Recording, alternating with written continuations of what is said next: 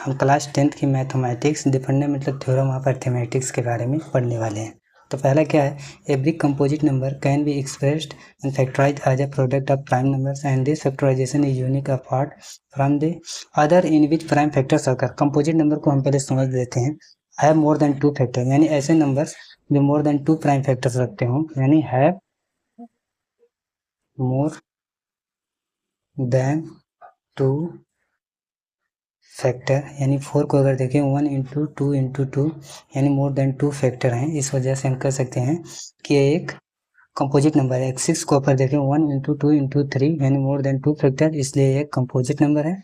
I hope ये आपको समझ में आएगा। अब हम बात करते हैं कि इन्होंने क्या कि एवरी कंपोजिट नंबर को हम कह रहे हैं कि factorization product of prime number के फॉर्म में होंगे। तो चलिए देखते हैं। Composite number product of prime, इनका ये कहने का मतलब है। और जो प्रोडक्ट ऑफ प्राइम जो फैक्टराइजेशन हो जो वो यूनिक होगा। एग्जांपल के तौर पर अगर हम लें 24 को अगर हम देखें तो 24 का जो प्राइम फैक्टराइजेशन होगा यानी प्रोडक्ट ऑफ प्राइम्स होंगे 1 इंटू 2 इंटू 2 इंटू 2 इंटू 3, इस तरीके से होंगे। अब इसको हम कहते हैं क्या, प्रोडक्ट ऑफ प्राइम्स कहें या product of prime of factor.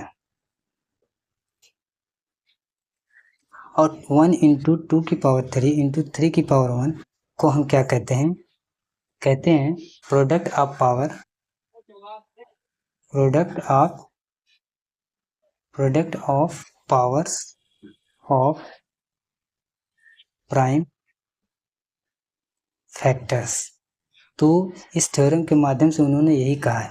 और जो इन्होंने यूनिक की जो इन्होंने बातें की है उसका मतलब क्या है, उसका मतलब ये है कि यदि इसकी वैल्यू को 3 इंटू 2 इंटू 2 के फॉर्म में लिख दें तो 1 के फॉर्म में लिखें, या 2 इंटू 3 इंटू 2 इंटू 2 इंटू 1, या 1 इंटू 3 इंटू 2 इंटू 2, इस तरीके से अगर हम इसको लिखते हैं क्या इसकी वैल्यू चेंज होती है, आएगी हमेशा ही 22। तो ऐसा कोई प्राइम फैक्टर्स नहीं है इसके अदर कि जो इसकी वैल्यू को क्या डिवाइड कर दो। इसीलिए इसको कहते हैं कि जो फैक्टर्स को, इसके फैक्टर्स को कहते हैं कि यह एक यूनिक फैक्टर है। आई होप आपको समझ में आ गया। वीडियो पसंद आया तो वीडियो को लाइक और चैनल को सब्सक्राइब करें।